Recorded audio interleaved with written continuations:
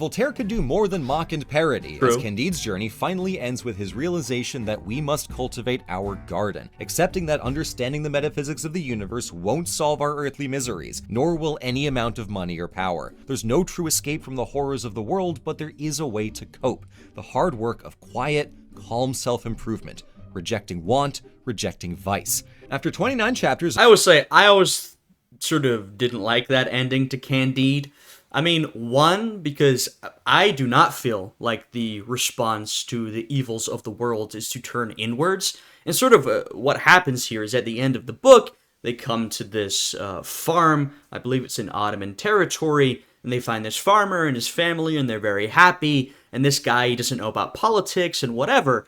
And the idea, he basically says, we must cultivate our garden, tend to our own farm, to our own affairs, right? The point is, in order to be happy and live a fulfilling life, you should, in many ways, sort of turn away from the world and cultivate your garden, right? Cultivate yourself, self-improvement.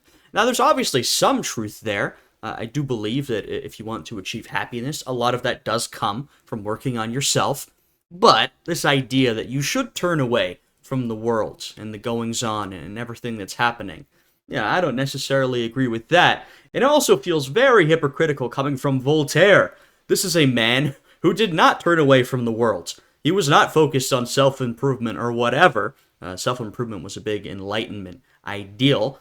He was someone who was very focused on engaging with the ills and the evils of the world as he saw them and trying to rectify those ills. And I'd say, in some ways, he had a positive impact in that respect.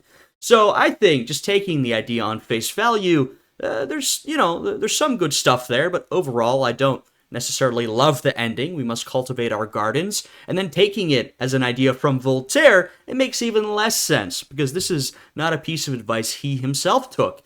And I agree with him in that. I think we should take a look at the evils and the ills and the issue with the world, and at least in some small ways, it's worth trying to solve and rectify those issues, even if there's only so much you can do as an individual, and we should be focused on ourselves and our own lives. That's my take, at least.